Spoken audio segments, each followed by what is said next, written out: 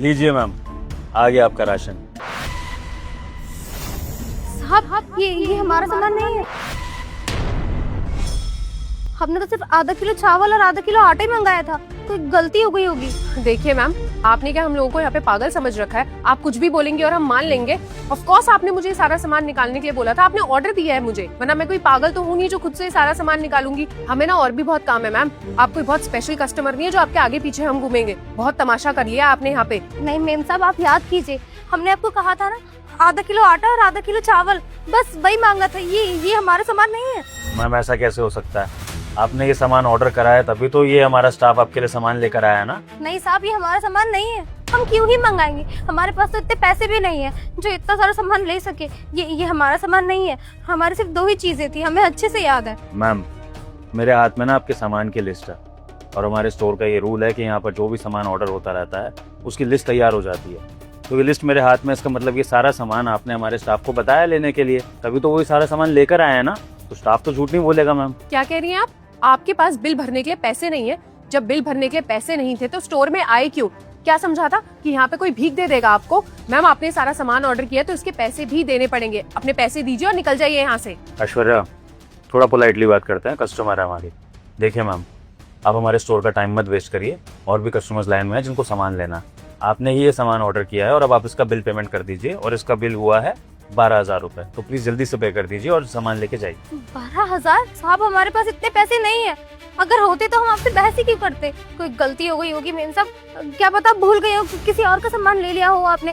साहब ये हमारा सामान नहीं है, हमें अच्छे से याद है। हमारा सामान आधा किलो चावल और आधा किलो आटा, बस इतना ही है। अब वही दे दीजिए, हम चले जाएंगे यहाँ से। ऐश्वर्या, क्या हो रहा है हमारे स्टोर में? एक कस्टमर ने इतना सारा सामान ऑर्डर करा है और अब वो कह रहा है कि ये सामान उसने ऑर्डर नहीं करा है।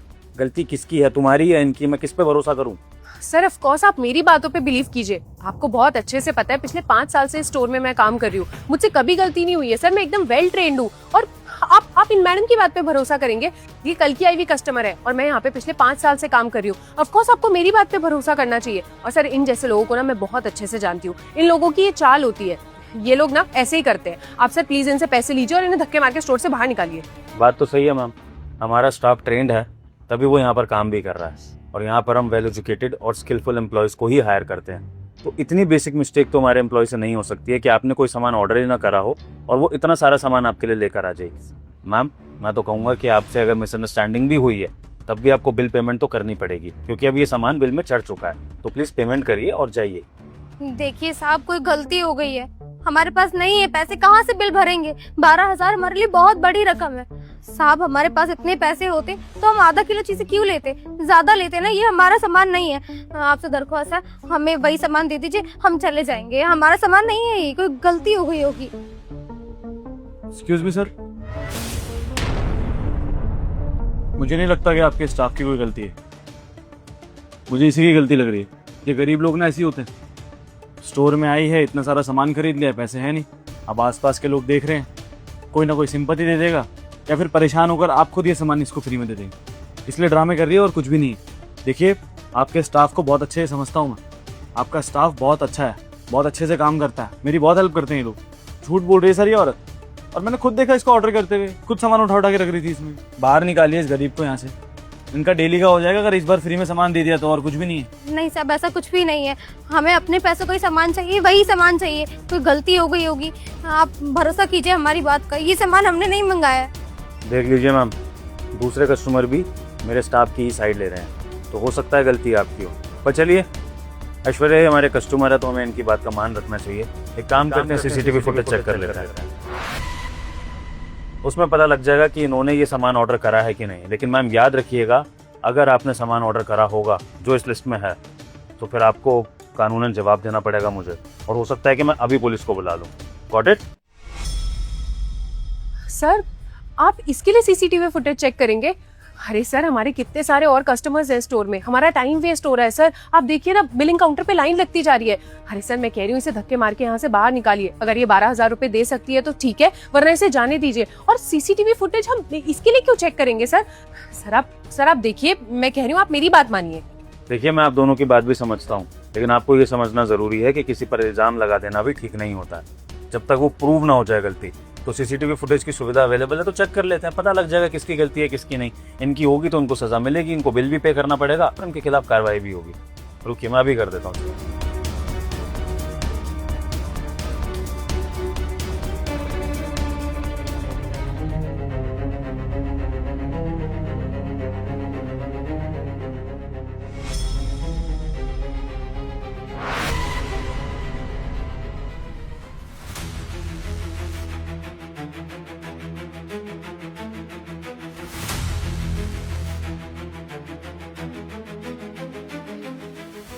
ऐश्वर्या, सीसीटीवी में तो सच्चाई कुछ और ही दिख रही है। मैं जान सकता हूँ आपने ऐसा क्यों किया इनके साथ? और आपसे भी पहले मैं तो इन सर से क्वेश्चन पूछना चाहूँगा। मैं फुटेज में देख रहा हूँ कि आप मेरे स्टाफ को पैसा खिला रहे हैं। आपकी क्या दुश्मनी है इनसे जो आप इनके खिलाफ ये सब कर रहे हैं? दुश्मनी नहीं है, प्रॉब्लम है सर। अब आप खुद सोचिए ना, हम लोग इतने महंगे महंगे परफ्यूम लगा के स्टोर में आते हैं सामान खरीदने के लिए, और ये गरीब लोग पसीने की गंदी बदबू लेके स्टोर में घुस गए। कैसे चलेगा सर? कैसे बैलेंस करेंगे चीज़ों को? अब आप देखिए, मैं आपका लॉयल कस्टमर हूँ, हर दूसरे दिन यहाँ से सामान खरीदता हूँ। मेरे स्टेशनरी का, राशन का, जितना भी सामान होता है ऑलमोस्ट आपके स्टोर से ही जाता है। ज़्यादा नहीं तो कम से कम 35 से 40 हज़ार रुपये महीने की शॉपिंग करता हूँ। लेकिन अगर ऐसे गरीब लोग यहाँ पे आएंगे जो बदबू मारते हैं, तो क्या फ़र्क रह जाएगा इनमें और मेरे में? इतने बड़े मार्ट में शॉपिंग करने आया हूँ सर, ऐसे गरीब लोगों की शक्ल देखने तो नहीं आया हूँ ना। तो सर देखिए, ये लोग हमारे स्टैंडर्ड के हैं ही नहीं, हमारी सोसाइटी में बैठने लायक नहीं है ये लोग। तो बेहतर यही है कि ये लोग बाहर रहें और किसी रेडी पटरी से और किसी रेडी पटरी से अपना सामान खरीदें जिसमें कीड़े लगे हों। ऐसे फ्रेश सामान खरीदने की औकात नहीं है इन लोगों की, इसलिए किया मैंने इस। देखिए सर, आप ओनर हैं यहाँ के, आपको तो पता होना चाहिए था, आपको तो घुसने नहीं देना चाहिए था इनको, लेकिन आपने फिर भी घुसने दिया। ये आपकी अच्छाई है। लेकिन अगर ऐसे लोग आते रहे तो मुझे नहीं लगता कि आपका स्टोर कुछ ज़्यादा दिन तक चल पाएगा, क्योंकि 150 का सामान लेने आई है वो, और हम लोग कम से कम 30 से 35 हज़ार रुपये महीने का। तो फ़र्क पड़ता है चीज़ों का सर, बहुत ज़्यादा तो फ़र्क पड़ता है चीज़ों का काफ़ी सर। अब सच कहूँ तो अगर ऐसे फ़कीर लोग यहाँ पे आएंगे तो मैं तो आना छोड़ दूंगा सर यहाँ पे। सॉरी सर, ये मैडम तो यहाँ से कहीं नहीं जाएंगी। पर अगर आपको यहाँ से शॉपिंग नहीं करनी है इस बेसिस पर कि यहाँ पर कोई लोअर क्लास कस्टमर भी आता है जिसको थोड़ा सा सामान लेना होता है, तो वो आपका फॉल्ट है सर, और आप इस स्टोर से जा सकते हैं। और अगर आप जैसे लोगों को यहाँ पर शॉपिंग नहीं करनी है तो कोई दिक्कत नहीं है सर। लेकिन हमारे स्टोर का कोई ऐसा रूल नहीं है कि यहाँ पर सिर्फ रिच कस्टमर ही शॉपिंग करेंगे। यहाँ पर किसी भी क्लास का इंसान आ सकता है और कितना भी छोटे से छोटा सामान भी ले सकता है, 1 रुपये की टॉफ़ी भी। तो आप कोई नहीं होते हैं जज करने वाले। और सर एक बात बोलूँ, इन मैडम की मजबूरी में समझ सकता हूँ, क्योंकि कभी मेरी भी छोटी सी दुकान हुआ करती थी, छोटी सी राशन की दुकान, जिससे मैंने तरक्की करके इस स्टोर को खड़ा किया। तो सर आप कोई नहीं होते हैं किसी को जज करने वाले, ठीक है? हर कस्टमर की अपनी वैल्यू, और हमारे स्टोर के लिए हर कस्टमर भगवान है, क्योंकि हर कस्टमर हमारी सेल्स को बढ़ाता है, चाहे वो 1 लाख का सामान ले रहा हो, चाहे कोई 1 रुपये का सामान ले रहा हो। समझे? साइको है तुम्हारा मालिक, अपना प्रॉफिट और लॉस समझ ही नहीं पा रहा। लीजिए, नहीं खरीदना आपकी दुकान से सामान। और जिस तरह से आप मार्ट में पहुंचे हैं ना, उस तरह से कब दुकान में पहुंच जाएंगे पता भी नहीं चलेगा। आज के बाद यहाँ शॉपिंग नहीं करने आऊँगा। दीजिए इनको दाल और आटा। यहाँ नो इशू सर, मत आइएगा। ऐश्वर्या, आपसे मुझे ये उम्मीद नहीं की कि आप यहाँ का लॉयल स्टाफ होने के बावजूद थोड़े से पैसों के लिए इन दीदी को फंसाने की कोशिश करेंगी। क्या मिला आपको ऐसा करके? Sir I am really very sorry sir, मुझसे बहुत बड़ी गलती हो गई सर। उन्होंने मुझे पैसों का लालच दिया था और मैं उनके बहकावे में आ गई। उन्होंने मुझे बहुत सारे पैसे ऑफर किए थे, बस इसलिए मैंने ये सब कुछ किया। Sir I am really very sorry, मुझसे बहुत बड़ी गलती हो गई, प्लीज़ मुझे माफ़ कर दीजिए सर। मुझे जॉब से मत निकालिएगा, मेरा पूरा करियर, मेरा फ्यूचर बर्बाद हो जाएगा सर। बात सॉरी की नहीं है ऐश्वर्या, बात ट्रस्ट की है। मैं आप पे ट्रस्ट कैसे करूँगा? अगर आपने थोड़े से पैसों के लिए इन मैडम को फंसाने की कोशिश करी है, तो कल को आपको कोई बड़ा अमाउंट दे दे मुझे धोखा देने के लिए, मेरे स्टोर में कोई भी ऐसा कोई पैसे की हेरा फेरी करने के लिए, तो हो सकता है आप तो वो भी कर दें। तो मैं आप पे ट्रस्ट कैसे करूँगा?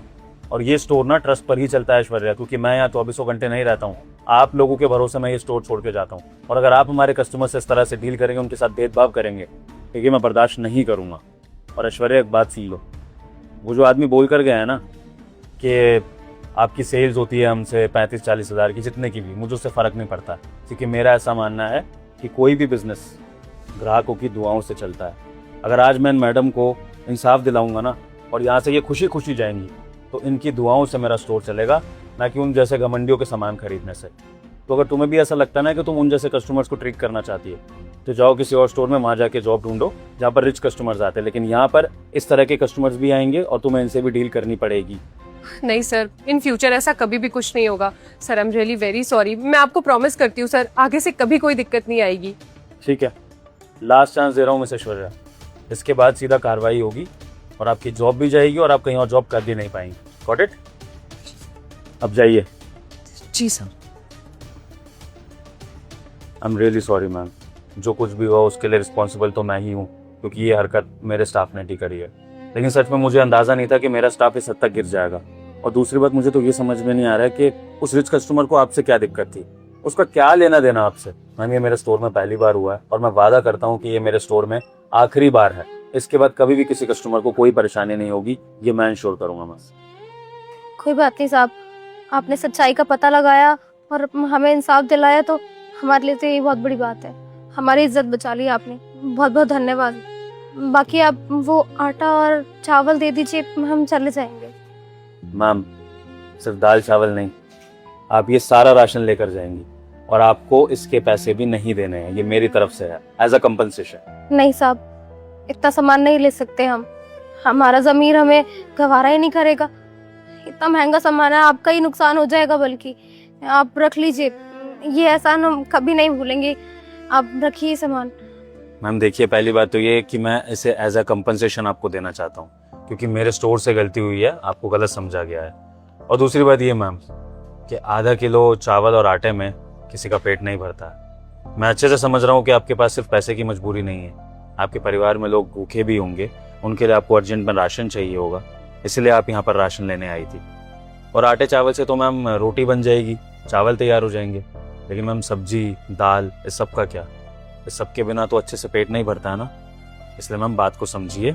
मैं खुद चाहता हूँ कि आपके परिवार का पेट भरे, आप उनको अच्छे से खाना खिलाएं और आपके साथ साथ आपके पूरे परिवार की दुआ हमारे स्टोर को लगे।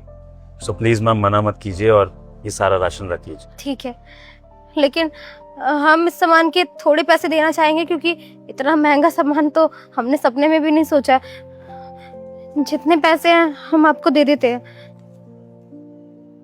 इतने ही है, रख लीजिए, हमें भी अच्छा लगेगा। चलिए ठीक है मैम, ये आपकी खुददारी के नाम में रख लेता हूँ, ताकि आपको भी ऐसा ना लगे कि मैंने बिल्कुल फ्री में ही दे दिया है सब कुछ। ठीक है मैम, आप ये सब ले जा सकती हैं। 1 मिनट में किसी स्टाफ को बोल देता हूँ, वो सामान बाहर तक पहुँचा देगा आपके साथ। ठीक है मैम? जी साहब, बहुत बहुत धन्यवाद। ठीक है साहब।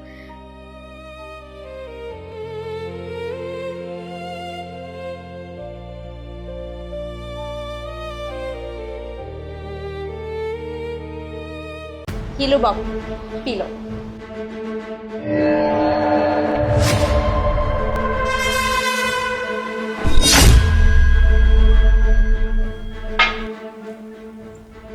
क्या बात है, इतनी जल्दी पी लिया? हाँ, वो गर्मी है ना बहुत ज्यादा, इसलिए प्यास बहुत तेज लगी थी, इसलिए सारी जल्दी पी ली। एक काम करो, तुम थोड़ी और पी लो, मैं और डाल दूं।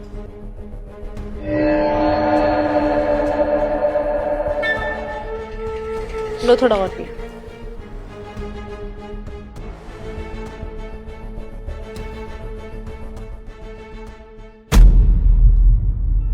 क्या हुआ सनी, सब ठीक तो है ना?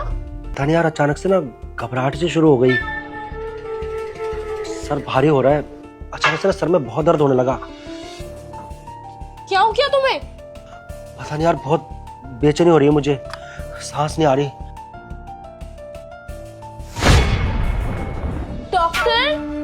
डॉक्टर देखिए ना, मेरा पति आंखें नहीं खोल रहा।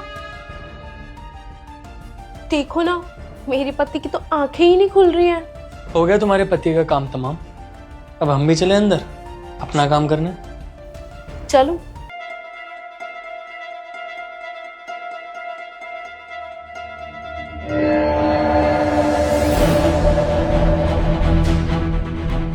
सुमन, क्या था ये सब?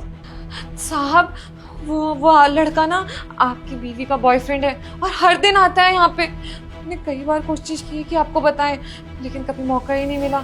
आज मौका मिला तो झट से आपको बता दिया। और ये कोल्ड ड्रिंक में ना आपकी बीवी ने नशे की गोली मिलाई थी, ताकि आपको बेहोश करके अपने बॉयफ्रेंड के साथ घर का सारा पैसे लेके यहाँ से रवाना हो जाए। क्या सारा ने इतना बड़ा प्लान बनाया मेरे घर के पैसे लूटने के लिए? आखिर सारा ने ऐसा क्यों किया? वो तो मुझसे बहुत प्यार करती है और मैं उसकी सारी जरूरतें पूरी भी तो करता हूँ, उसे खुश रखता हूँ, कभी किसी चीज की कमी महसूस नहीं होने देता। उसके बावजूद भी सारा ने ऐसा क्यों किया? तुम बताओ मुझे। साहब हमको भी नहीं पता कि मेम साहब ने ऐसा क्यों किया, पर साहब ऐसा ना हर रोज होता है, इसलिए हमने सोचा कि क्यों ना आपको बता देते, क्योंकि हम आपके यहाँ इतने टाइम से काम कर रहे हैं, हम नहीं चाहते कि आपके साथ कभी भी कोई गलत हो, इसलिए हमने सोचा कि आपको सब कुछ बता देते हैं। Thank you Suman, thank you so much जो तुमने मुझे ये सब बताया, मेरी मदद की, वरना मुझे तो कभी पता ही नहीं चलता कि सारा ने इतना बड़ा प्लान बनाया है। ठीक है, एक काम करो, तुम ना पीछे जाके छुप जाओ, वो लोग आने वाले हैं, मैं बेहोश होने का नाटक करता हूँ ताकि उसे ऐसा ना लगे मुझे ये सब पता चल गया है, और मैं पुलिस को भी फोन कर देता हूँ ताकि वो यहाँ से बच के भागने ना पाए। हेलो पुलिस, हाँ आप जल्दी से आ जाइए। ठीक है साहब। जल्दी करो। प्रॉपर्टी के पेपर, ये सारी ज्वेलरीज,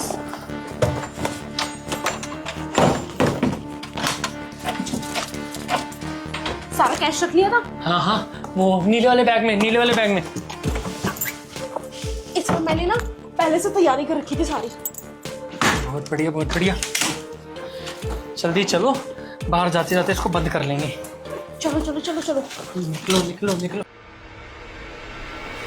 भाई साहब आज तो मजे ही आ गए। मैं कह रहा हूँ ना ना कर, तो 15 से 20 लाख का माल हाथ लगा अपने को। तुम ना, तुम्हारी मैथ्स हमेशा ही कमजोर है। ये 15 से 20 लाख के ऊपर का माल है ये तो मुझे ही पता है। अभी प्रॉपर्टी के कागज को तो मैं हाथ ही नहीं लगा रहा, प्रॉपर्टी का हिसाब किताब गिन ही नहीं रहा, उसके अलावा कह रहा हूँ 15-20 लाख रुपए है। तो चलो अब ये, इससे पहले ये मनहूस जाति उठ जाए ना, भाग लेते हैं यहाँ से। चलो चलो, मतलब पानी नहीं पीना, कोल्ड ड्रिंक नहीं, चलो। जब से उधर उधर लगवा रखा, कभी ये निकाल अलमारी से, कभी वो निकाल। इंसानों प्यास लगती है कि नहीं लगती? लोगों को थोड़ी तो पड़ी है, इसको निपटाई देती, वेस्ट जाएगी। सही कह रहे हो। चलो पी लो। भटका दो भटका दो। इसको पीछे करो जिंदा लाश को। सही कह रहे हो। नहीं 15-20 लाख के नाम ही क्या दे।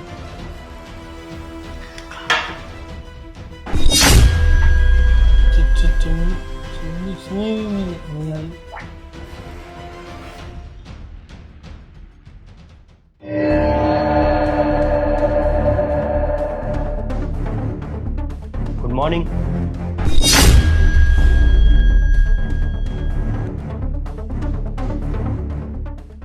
क्या हुआ सारा, तुम मुझे देखकर शॉक क्यों हो गई? और ये कौन है तुम्हारे साथ? मैं बताती हूँ ना, मेरे मामा का लड़का है, मुझे लेने आए थे, इसलिए सारा सामान पैक करके बस जा ही रहे थे, फिर पता नहीं क्या हुआ और सर में दर्द था। जी जी। दुरट, मुझे जीजा कहने की जरूरत नहीं है। वैसे तुम दोनों की सच्चाई ना मुझे अच्छे से पता है कि तुम दोनों कौन हो और तुम दोनों का क्या रिश्ता है। क्यों सारा, तुमने मौका देखकर अपने आशिक को घर में बुलाकर तुम मेरे घर का सारा सामान, पैसा, जेवर सब यहाँ से लेकर जाना चाहती थी, और तुम्हें ये लग रहा होगा कि मुझे पता नहीं चलेगा, तुम कोल्ड ड्रिंक में नशे की दवाई मिलाओगी और मैं बेहोश हो जाऊंगा और तुम अपने आशिक के साथ ये काम करने में सफल हो जाओगी। यही सोचा था ना तुमने, पर अफसोस तुम्हारा प्लान तो फेल हो गया। अब तुम यही सोच रही होगी ना कि मुझे ये सब पता कैसे चला।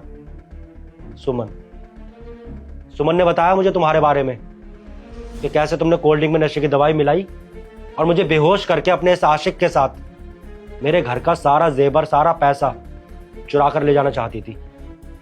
अरे सारा कैसे? अरे यार तुम ये सब कैसे कर सकती हो? 2 साल से हम रिलेशन में थे और 1 साल हमारी शादी को हो गया, उसके बावजूद भी मैं तुम्हें समझ नहीं पाया कि तुम्हारे दिमाग में क्या चल रहा है। तुमने शायद शादी मुझसे इसीलिए की थी कि तुम मेरे सारा पैसा, सारा जेवर यहां से लूट के चली जाओ। अरे किस चीज की कमी छोड़ी थी मैंने तुम्हें? तुम्हारी सारी जरूरतें पूरी करता था, जो तुम बोलती थी वो तुम्हें लाके देता था। उसके बावजूद भी ऐसी क्या नौबत आ गई जो तुम्हें मेरे ही घर में चोरी करनी पड़ी? अरे ये सब भी तो तुम्हारा ही था। सॉरी सनी, मुझसे बहुत बड़ी गलती हो गई, मैं ना इसके बहकावे में आ गई थी, मुझे माफ कर दो प्लीज। सॉरी? सॉरी किस लिए? तुमने जो गलती की है ना, वो गलती नहीं है सारा, बहुत बड़ा पाप किया है तुमने। तुमने मेरे विश्वास का विश्वासघात किया है। और शादी करते समय तो तुम्हारे घर वाले मुझसे कह रहे थे कि मेरी बेटी बहुत संस्कारी है, तुम्हारे घर को स्वर्ग बना देगी, तुम्हारी बहुत इज्जत करेगी, तुम्हारे माँ बाप का ख्याल रखेगी। और क्या कर रही हो तुम? तुमने तो मेरे घर को स्वर्ग बनाने की वजह नर्क बना के रख दिया मेरे घर को। तुम्हें तो मैं ऐसे छोड़ने वाला नहीं हूं। तुम्हें इसकी सजा मिलेगी, और दोनों को मिलेगी। तुम्हें पता है, जब तुम लोग बेहोश थे ना, तो मैंने पुलिस को कॉल कर दिया था। बस कुछ ही देर में पुलिस आती होगी और तुम लोगों की सही जगह तुम लोगों को लेकर जाएगी। तब तुम्हें पता चलेगा कि किसी के साथ विश्वासघात करने का क्या नतीजा होता है। देखो Sunny, I am so sorry यार, मुझसे बहुत बड़ी गलती होगी। आई प्रॉमिस मैं कभी तुम्हारे पास नहीं आऊंगी। बस तुम प्लीज पुलिस को फोन मत करो। ये सब तुम रख लो, हमें कुछ नहीं चाहिए। प्लीज पुलिस को कॉल मत करो प्लीज। क्या कहा तुमने? ये सारे पैसे और गहने मैं रख लूं? अरे ये तो मेरे ही हैं। तुम क्या मुझ पर कोई एहसान कर रही हो ये लौटाकर? तुम तो जेल में जाकर ही रहोगी। अब तुम्हारी पूरी जिंदगी जेल में ही कटेगी। और सुमन, थैंक यू सो मच जो तुमने मेरी मदद की। अगर तुम मेरी मदद नहीं करती, मुझे नहीं बताती कि इस कोल्ड ड्रिंक में नशे की दवाई मिली हुई है, तो शायद मुझे कभी पता ही नहीं चलता कि जिस बीवी से मैं इतना प्यार करता हूँ, जिसके लिए दिन रात एक करके मेहनत करके काम करता हूँ, वो बीवी मुझे धोखा दे रही है अपने इस 2 कौड़ी के आशिक के लिए। तुम लोगों को तो मैं छोड़ने वाला नहीं हूँ। अरे साहब, आप धन्यवाद मत कहिए। वो तो हम आपको पहले ही बताना चाहते थे, लेकिन मीम साहब ने हमको धमकी दी थी, अगर हम कुछ भी बताएंगे आपको तो हमें नौकरी से निकाल देंगे, चोरी के झूठे केस में जेल में डलवा देंगे। और आपको तो मालूम है ना, हम गरीब हैं, इकलौते कमाने वाले हैं, हमें नौकरी अपने हाथ से नहीं जाने देना चाहते थे, इसलिए हमने आपको पहले नहीं बताया। माफ़ कर दीजिएगा साहब हमें। सुमन, तुम माफी क्यों मांग रही हो? बल्कि मुझे तुम्हारा एहसानमंद होना चाहिए। तुमने बहुत बड़ी मदद की है मेरी। तुम्हें अंदाजा भी नहीं है कि तुमने मेरी जिंदगी नरक होने से बचा ली। इस जैसी औरत के साथ अगर मैं अपनी जिंदगी बिताता ना, तो शायद पता नहीं है क्या करती। आज इसने मेरे घर में चोरी करने की सोची, हो सकता है कल को ये मुझे जान से मरवा देती, तो मैं क्या करता? तुमने तो सही समय पर आकर मेरी आंखें खोल दी। बहुत बड़ा धोखा होने से बचाया मेरे साथ में तुमने। और इन लोगों को मैं ऐसे छोड़ने वाला नहीं हूँ। बस कुछ ही समय में पुलिस यहाँ आती होगी, तब तुम लोगों को पता चलेगा कि तुम लोगों ने कितनी बड़ी गलती की है। लो, आ गई पुलिस। अब तुम लोग जेल में जाने के लिए तैयार हो जाओ। रमेश श्रीवास्तव आप ही है ना? जी मैडम जी, बताइए, मैं ही हूँ। रमेश श्रीवास्तव जो ऑटो चलाते हैं, वही है ना आप? जी, मैं ऑटो चलाता हूँ, बताइए। इस एरिया के जो डीएम है, उन्होंने आप लोगों को बुलाया उनके ऑफिस में। डीएम साहब ने हमको बुलाया है? लेकिन क्यों मैडम जी? देखिए, इस चीज की तो मेरे को कोई जानकारी नहीं है। मुझे आगे से जो ऑर्डर आया, मैं बस वही फॉलो कर रही हूँ। उन्होंने बोला है आप और आपकी बीवी कल सुबह उनके ऑफिस में आ जाए। ठीक है मैडम जी, लेकिन बता देती, कुछ बात हुई है क्या? ऑटो तो सही से चलाता हूँ मैं, ऐसा कोई दिक्कत नहीं है। देखिए, अगर मुझे पता होता तो मैं आपको बता देती। मुझे बस इतना बोला है कि आपका 11 बजे का टाइम है सुबह, तो आप लोग पहुंच जाए। और हाँ, डीएम साहब ना टाइम के बहुत पक्के हैं, तो लेट मत हो। जी जी मैडम जी।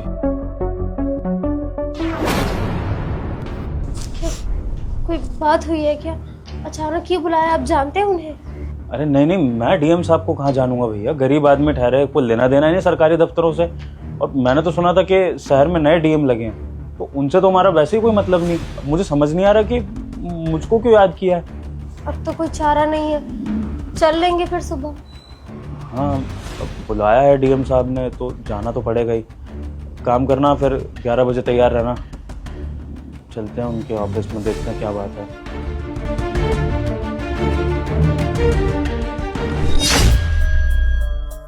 देखिए ना, कितना बड़ा ऑफिस है और कितना सुंदर है। हम छोटे लोग तो यहाँ आ ही नहीं सकते। भैया, डीएम साहब का दफ्तर है, बड़ा तो होगा ही ना। और ऐसे बड़े सरकारी दफ्तर में हम जैसे गरीबों को कौन ही बुलाता है। तो पता नहीं डीएम साहब ने हमको कैसे याद कर लिया।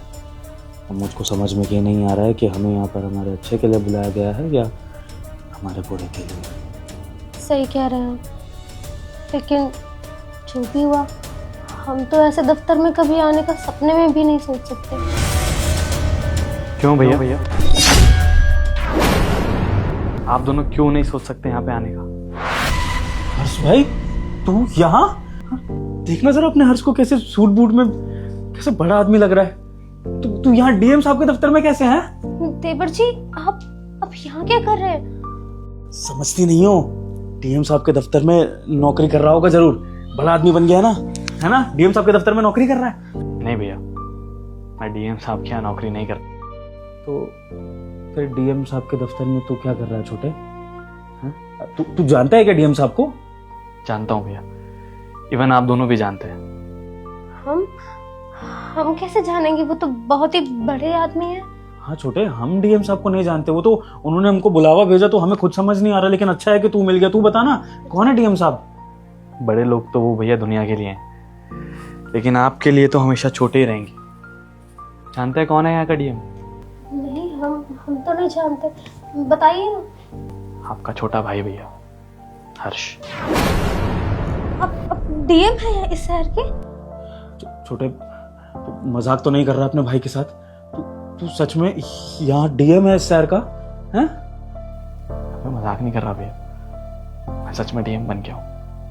छोटे, देख रही हो भगवान, हमारा छोटा शहर का डीएम बन गया है। भगवान, मैं कहता नहीं था अपना छोटा हमारा नाम रोशन करेगा। मैंने कहा था एक दिन बहुत बड़ा अफसर बनेगा, लेकिन छोटे ये तो मैंने सपने में भी नहीं सोचा था कि तू शहर का डीएम बन जाएगा, इतना बड़ा आदमी बन जाएगा कि लोग तुझे सल्यूट मारेंगे। हाँ छोटे, आज लग रहा है कि मैंने अपना सपना जी लिया है। आखिर में यही तो मेरा सपना था ना भगवान, कि अपना छोटा कुछ बड़ा कर ले, जिंदगी में हमारा नाम रोशन करे, और अब डीएम बन गया मेरा भाई, तो इससे गर्व की बात हमारे लिए क्या हो सकती है? हम तो जानते थे कि हमारे देवर जी बहुत मेहनती है और एक दिन बहुत बड़े आदमी बनेंगे। देखिए, आपका नाम रोशन कर दिए ना। भैया, ये मेरे अकेले की मेहनत नहीं है, इसमें आप दोनों का बलिदान भी है।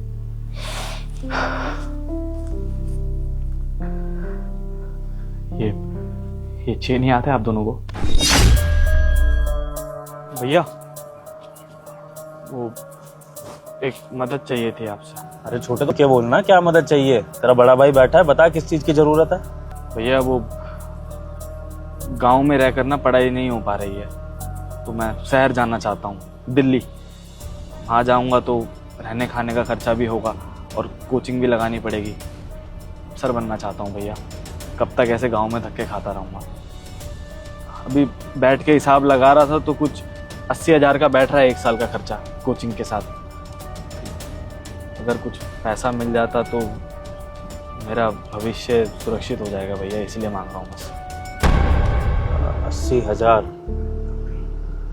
रुक 1 मिनट। कुमकुम, बाहर आओ जरा। जी आई। हाँ बोलिए। कुमकुम, अपने पास पैसा कितना पड़ा होगा घर में? पैसा तो कुछ नहीं है, बस राशन की ये 2-3 हजार। कुछ भी नहीं है क्या? 5-10 हजार, 20,000 कुछ तो रखा होगा? नहीं, अभी तो कुछ भी नहीं है। छोटे को पैसा चाहिए था बाहर पढ़ाई करने के लिए, बड़ा अफसर बनने की तैयारी कर रहा है ना, तो बाहर जो बड़ी बड़ी कोचिंग होती है इसको वहां पर जाना था। अब उसके लिए छोटे को कम से कम 80,000 रुपये चाहिए। तुम मान लो 1 लाख रुपया चाहिए। बाहर रहेगा, खाएगा पिएगा, वो भी खर्चा होगा पढ़ाई के साथ। तो अब क्या कर सकते हैं ऐसा कि छोटे की मदद कर दे? इतना सारा पैसा तो नहीं है हमारे पास, आप ही बताइए क्या करना है फिर। अपना चेन दे सकती हो क्या? हमारी चेन, ये तो हमारे बाबा की आखिरी निशानी है। मानता हूँ आखिरी निशानी है तुम्हारे पापा की, लेकिन इस वक्त छोटे को हमारी जरूरत है और हम ही इसके माँ बाप है। अगर हम इसके काम नहीं आएंगे तो फिर ये अपना सपना कैसे पूरा करेगा? और वैसे भी चेन को बस गिरवी तो रखना है, जैसे ही अपना छोटा अफसर बन जाएगा, कमाने लगेगा, चेन वापस छुड़वा लेंगे, वरना छोटा अपनी भाभी को नई चेन बनवा देगा। दिक्कत क्या है? भविष्य के लिए इतना तो हम कर ही सकते हैं ना छोटे के। सही बोल रहे हैं आप, रुकिए। भैया नहीं, कैसी बातें कर रहे हैं आप? मैं अपने स्वार्थ के लिए ना भाभी से ये चेन नहीं ले सकता। अरे उनके पापा की आखिरी निशानी है। कोई बात नहीं, मैं गांव में रह के पढ़ाई कर लूंगा, नहीं बनूंगा कुछ, कोई बात नहीं, लेकिन ये सब नहीं भैया। छोटे, बात तो सुन। देखिए, सोना जेवरात ये किस दिन के लिए काम आता है? इसी दिन के ना कि घर में कोई मजबूरी आ जाए, कोई बात हो जाए, तो उसके लिए हम इस सोने को इस्तेमाल कर सके। और आज तो तुझे सबसे ज्यादा जरूरत है सोने की, क्योंकि तेरा भविष्य निर्भर करता है इस पर। देख, आज अगर ये चेन चली जाएगी ना तो कुछ नहीं बिगड़ेगा, लेकिन अगर तेरा भविष्य नहीं बन पाया ना तो सारी जिंदगी तुझे भी यहाँ गांव में धक्के खाने पड़ेंगे और वो मैं नहीं चाहता। तो तू बस शांत रह, हम जो कर रहे हैं हमें पता है हम क्या कर रहे हैं, हम तेरे बड़े हैं, जो भी करेंगे तेरे भले के लिए, तू हमारी चिंता मत कर, तू बस अपनी पढ़ाई की चिंता कर। लाओ कुमकुम, तुम चेन लाओ। लीजिए। या शांत हो जा छोटे, ये ले, इससे तेरी पढ़ाई का इंतजाम हो जाएगा। तुझे जहां भी जाना है अच्छे से जाकर अपनी पढ़ाई कर, और तेरी भाभी और मेरा आशीर्वाद है, खूब अफसर बन के हम दोनों का नाम रोशन करिए। शुक्रिया भैया। अरे बस, खूब तरक्की कर देवर जी, इस गांव के ना पहले अफसर बन के आना।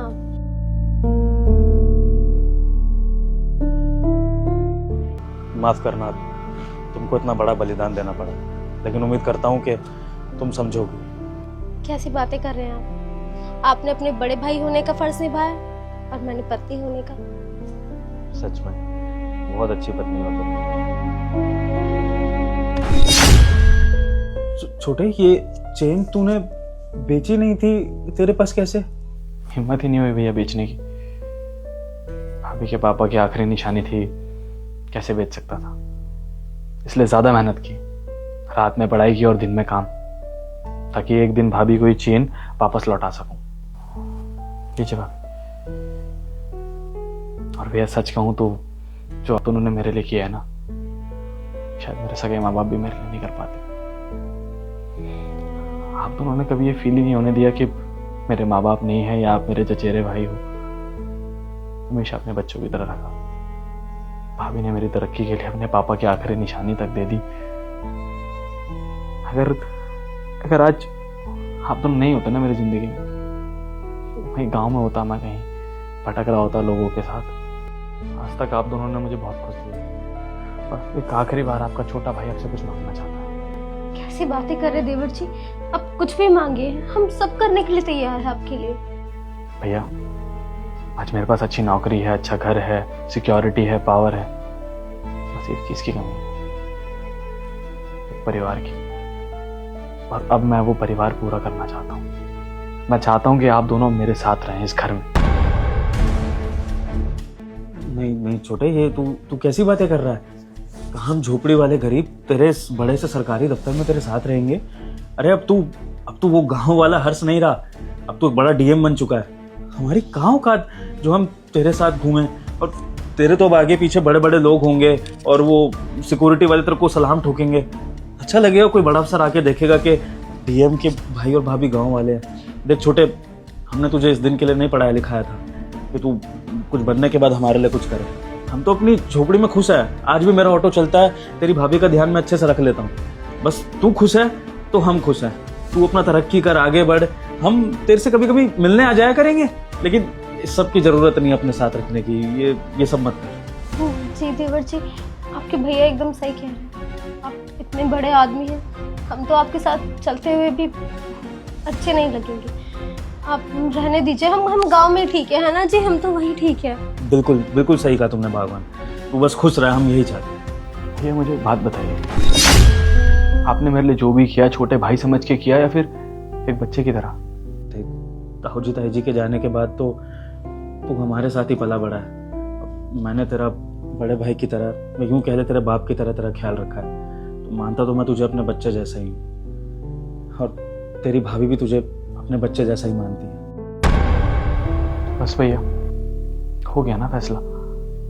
आज मैं जो कुछ भी हूँ, जहाँ भी हूँ, जिस मुकाम पे भी हूँ, आप लोगों की वजह से हूँ भैया। भाभी आप दोनों ने जो कुछ किया ना मेरे लिए, शायद कोई सगा भी नहीं करता। और जिस तरह से आपने मुझे अपना बच्चा माना है ना, मैंने भी हमेशा आप दोनों को अपने माँ बाप का दर्जा दिया है। और अब मैं चाहता हूँ कि मेरे माँ बाप मेरे साथ रहें। इसमें गलत क्या है भैया? कौन अच्छी उड़ाएगा? माँ बाप के साथ रहने के लिए कोई अमीरी गरीबी तो नहीं देखी जाती ना। प्लीज आप दोनों के आगे हाथ जोड़ता हूँ, मना मत कीजिए। देख रही हो भगवान, हमारे छोटे के संस्कार।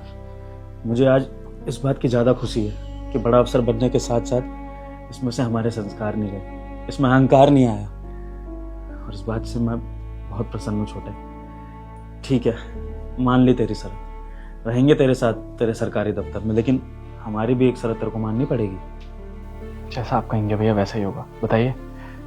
आज के बाद तू मुझको अपना चचेरा भाई नहीं बोलेगा। मैं तेरा सगा भाई और ये तेरी भाभी, तेरी माँ जैसी। बता। ठीक है भैया, अब छोड़िए ना ये सब। आइए आइए, मैं आप दोनों को आपका घर दिखाता हूँ।